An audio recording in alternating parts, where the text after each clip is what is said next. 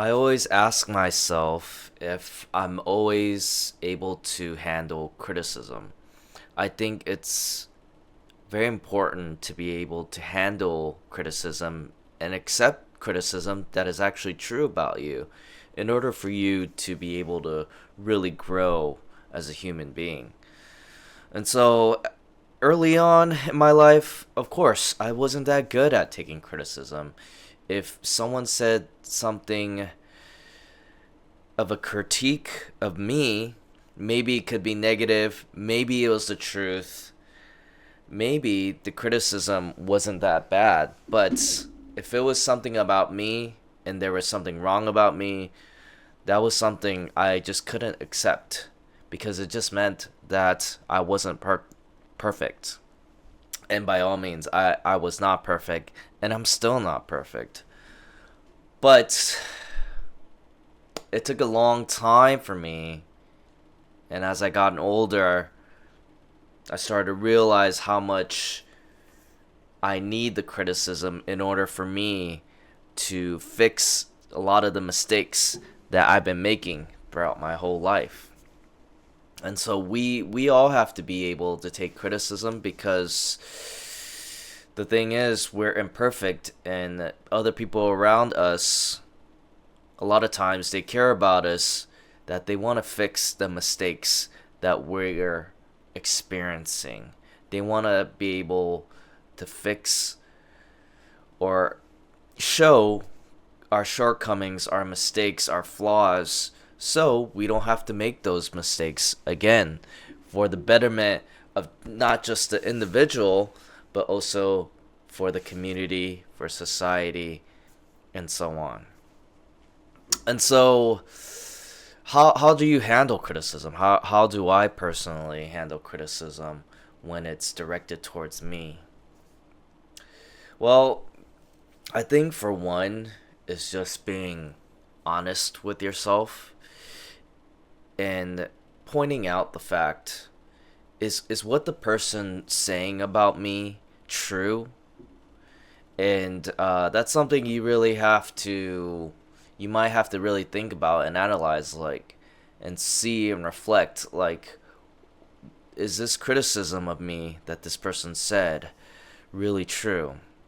And if you're able to really be honest with yourself and also even humble yourself to admitting that criticism, admitting what they say is true, then I think that's the first step of handling the criticism. It's just, I would say, is just humbling yourself and being honest with yourself and noticing, well, is what this person's saying true about me?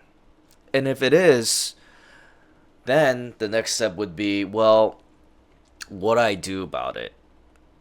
Let's say I have an issue gossiping about people, right? Now, if I'm always talking about other people, saying things about people that aren't even true, and just saying a bunch of things and always talking about other people, and I've heard that from multiple people, then it's a matter of, well, am I really gossiping? Am I really spending a lot of time just talking about other people or talking crap, talking negatively about people? And if I come to the realization, yeah, I believe I am, and maybe it's time to change. Maybe I need to stop. So maybe acknowledging it and then thinking about some practical steps of changing, of fixing that mistake, fixing that flaw that you have. In this example, gossiping. So maybe instead of talking about other people, maybe I could talk about myself or how my day is, or maybe I could talk about things that are very interesting, focusing on a topic or a subject that is engaging for not just you, but also for the people around you that you talk to, rather than always talking about people. Or if you do talk about people, why don't you just talk about them that are true, or talk about them in a more positive light rather than focusing on the negatives and rumors and lies, right? So, yeah, I think the first thing is just acknowledging, like, if what they say is true or not. Now, another thing, too, is some criticism, a lot of things that they say might not even be true at all. So, if it's not true, then maybe you could address it with that person or just disregard the criticism because you just realize, like, oh, that's not even true at all. What this person's saying about me is not even close to being fact. So I think if that's the case, then I think you could just dismiss it. Or if you feel like it's an issue, maybe it's something to have a conversation with that person and maybe have a discussion about it to maybe clear some things up that they may have a perception of you, or get down to the details of why that person might think that way, and maybe you'll resolve an issue of how they perceive you or if that statement is true, whatever the case may be. So there's that, and then there's also when someone's giving you criticism, right? Usually the tone also matters too. So, you may have like a close family or friend who just really cares about you, that knows about you a lot, and deliver it in a very loving and caring manner, and not with the harshest tone of voice. They just bring it up softly, and maybe they say in the likes of, well, I thought I wanted to point this out. I'm noticing that this has been happening with you and you've been doing this. I wonder if that's something you've been aware of, or, because it's a bit concerning, right? So there are certain words, choice of words that you use to make the criticism more constructive, to make it come from a more caring place rather than just being harsh and angry and just saying like, "Oh man, what is this all about? What are you doing? What's wrong with you?" Right? And that comes at a more attacking form, right? A more direct, harsh criticism. And I think for me personally, whichever way you come about it, the thing that matters to me the most, obviously the tone does matter. If they do come at it with a loving and caring tone and a soft delivery, then of course I can be more receptive to it. So the delivery, it does matter. It is important. But even if they came at me so harshly, but everything that they said was the truth, then for me, I still have to look at the mirror and look at myself and realize, okay, I didn't like the way this guy delivered it to me, but what he's saying, the substance of what he's saying is actually true. And I should still change regardless, even though I didn't like the way he told me that. So for me personally, the truth matters so much that it doesn't matter as much with the delivery. But a lot of times, people, the delivery does matter because even they could bypass the truth and just focus on the negative emotion, the delivery, the anger, the harshness.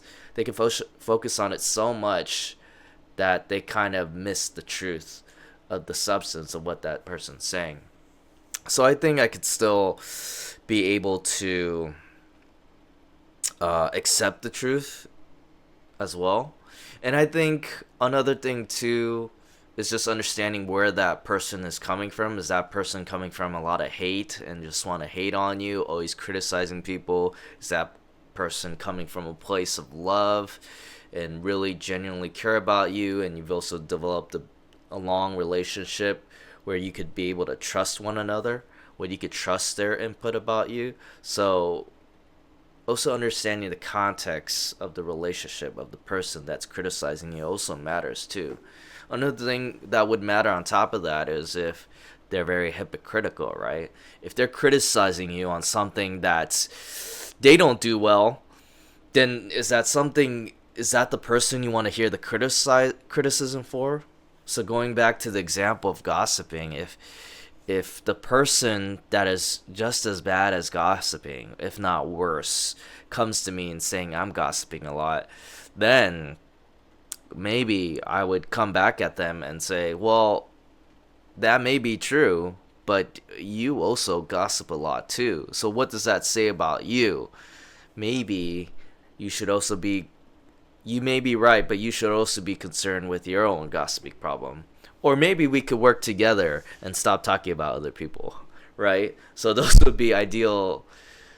That would be the ideal scenario of resolving the problem, right? But that's also an issue too when handling criticism, is you're receiving criticism from the person that also is very hypocritical, right? And so, but even within that, can you still accept the truth, even though that person may be a hypocrite? And I think because I've gotten more transparent and try to be more genuine, I think in all those situations, I could really just focus just on the substance and just understand that what they're saying is true, right? Obviously, if you deliver it with a softer, more caring and loving delivery, I think you could receive the message a lot better, right? It'll be much clearer to you. But when someone delivers it harshly, or it's coming from a hypocrite, it'll be a lot harder to receive the message, right? And take it to heart. So, for me, it's accepting that what they say is true.